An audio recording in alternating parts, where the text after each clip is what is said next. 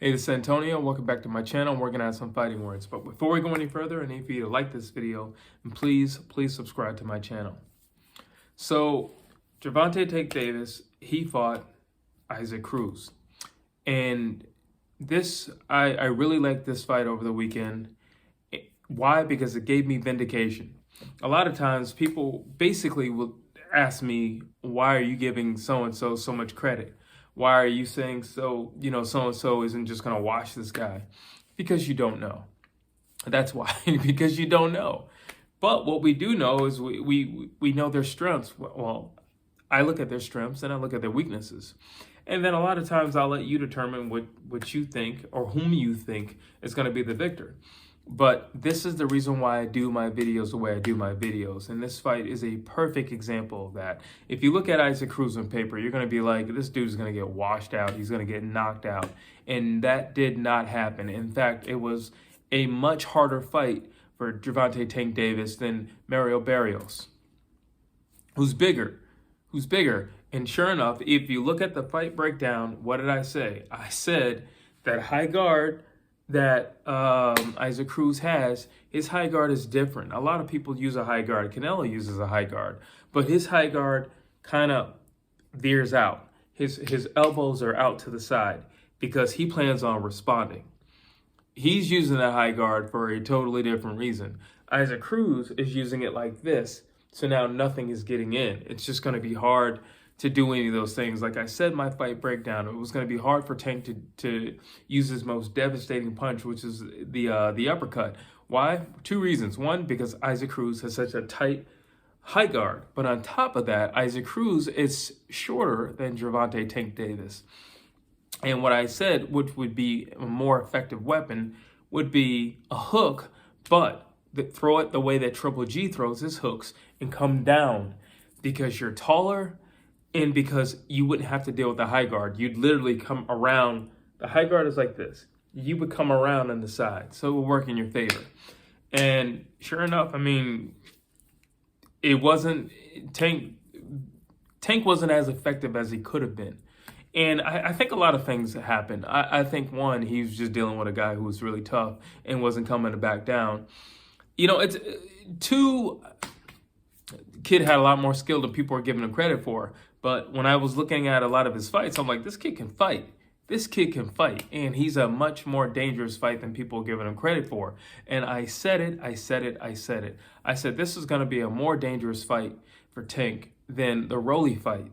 And I truly believe, now granted, Tank has not fought Rolly yet, but I truly believe it will be a much more dangerous fight. Rolly is way too wild, way too wide with his punches. Not Isaac Cruz. Everything was compact. Everything was in the shell. Everything was there. You know, he had discipline in his fighting. That's another thing. His discipline. He would throw his punches and he would let his hands go, but he was disciplined to bring it back. Even in the late rounds, he was disciplined to bring it back and he would shell back in. It gave Tank some problems. And like I said, the kid hit hard as well. And he had great body punching, which is, you know, what I said earlier. I know he was going to be a good body puncher. Frankly, I think Isaac Cruz gives a lot of these dudes at 130, 135. I don't know if he can make 130, but 135, he gives them problems. He gives problems. He does give problems to a lot of these guys, to be honest with you. It was a much better fight than... No, actually, I said it would be a good fight. So, but I believe to the general public, it was a much better fight than what most people anticipated that it would be. And for that, you know, like, you got to shout out Isaac Cruz. He didn't come in to lay down. He didn't come in to get a check. And I knew he wasn't. He's 23 years old.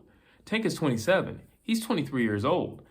He's like, at that age, especially as a young fighter, you're like, no, I'm going for it.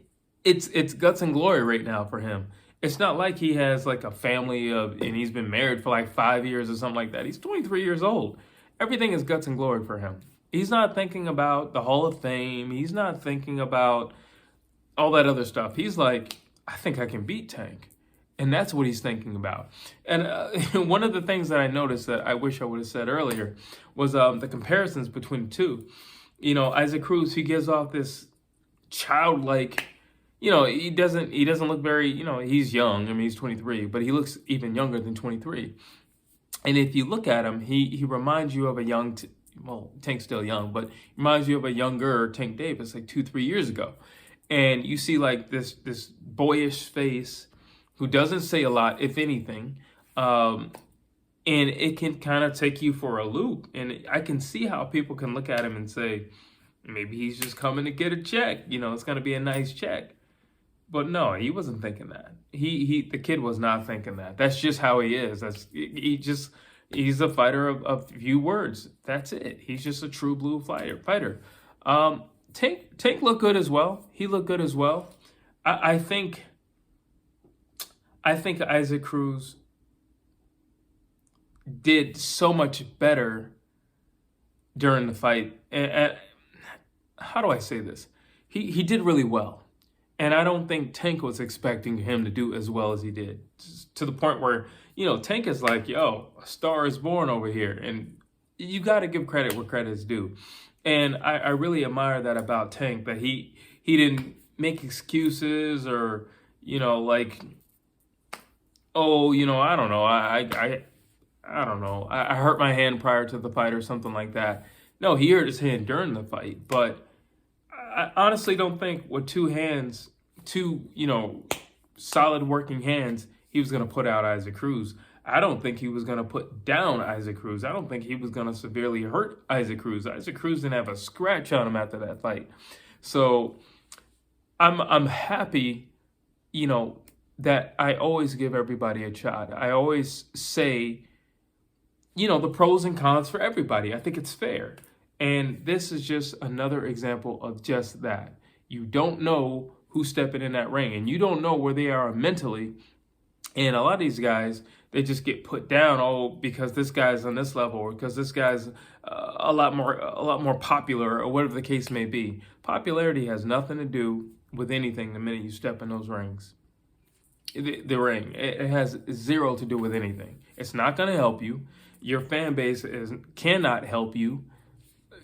How many gold chains you have, how many belts you have out there is not going to help you in that moment. Like in that moment, it's all about you and that dude over there, and he wants what you have. And on top of that, he would love to be the guy to dethrone you. Keep in mind, he's younger. Why do I keep saying he's younger? Because he still has a lot to dream and aspire to and aspire for, because he's young. You get a guy who's like in his 30s and he's just like, I just want a title shot. Like Andre Durrell, he's like, I just want a title shot. I'm not saying I'm going to win. I just want a title shot before it's all said and done for me. That's it. But this kid, he's like, no, he's still young. So his dreams and his aspirations in his sport are still very high. So he's not going to be wavered by anything that, anybody says, or, wow, look, that's Tank and he's with Floyd, and he doesn't care about any of that. And he showed it. In my personal opinion, I got to agree with what was said. A star was born. I'm excited for this dude in a division. I don't know if he can make 130, because I think if he could make 130, and if he can make it comfortably, I think it would give a lot of people problems. But at 135, he's going to give a lot of people problems. Who would I like to see him fight? You know what? Jojo Diaz just lost. I'm just saying, I'm throwing it out there. Jojo Diaz just lost. I would not be mad at that. They're around the same height as well. I would not be mad at that. They kind of have that same thick build, where they got those, they have bigger frames to them for their weight classes. I would not be mad at that, to see Jojo Diaz face off against Isaac Cruz. I think that would be a very good fight. I think that would be a fan-pleasing fight right there. And in that fight, I would definitely expect a knockout. And to be totally honest, if it's a Jojo Diaz that fought Devin Haney the other day, I see him losing. I got to be honest, I see him losing. I'm an admirer of Jojo Diaz. But I got to be honest, in that fight with Devin Haney, I was not impressed. Not in the least bit. Because I know he could have done better, and I know he could have done more. That's not the same guy who beat Tevin Farmer. Like, what happened? you know, or did you just not respect him at all? Because it looked like you just did not respect him at all. But at some point, you're losing and you need to start respecting him. But I don't want to make this about Jojo Diaz. But I do think Isaac Cruz versus Jojo Diaz would be an amazing fight. But you tell me what you think down below. And as always, I want you to like this video. And I also want for you to share these videos. And that's all I have to say.